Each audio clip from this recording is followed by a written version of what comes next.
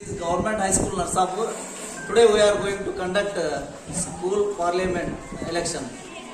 For the first time we are going to use EVM machines in our school.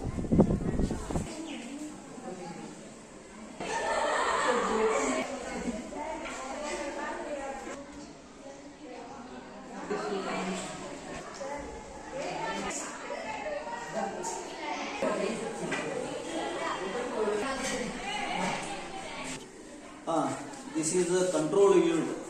It controls ballot unit.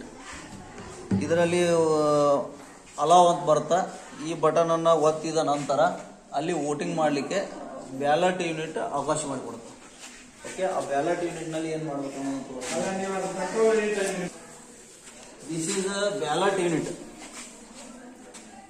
ಇದರಲ್ಲಿ ಯಾರೆಲ್ಲ ಅಭ್ಯರ್ಥಿಗಳಿದಾರ ಅವರ ಹೆಸರುಗಳು ಇವೆ, ಅವರ ಮುಂದೆ ಫೋಟೋಗಳು ಇವೆ.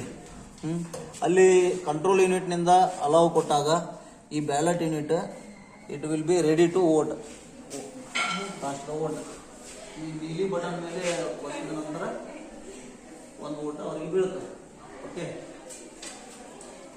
ನಾವು ಮಾಕ್ ಪೋಲಿಂಗ್ ಏಜೆಂಟ್ ಎಲ್ಲ ಮುಂದೆ ಬನ್ನಿ, ಮಾಕ್ ಪೋಲ್ ಮಾಡಿ ನಿಮ್ಗೆ ತೋರಿಸ್ತೀವಿ ನಾವು.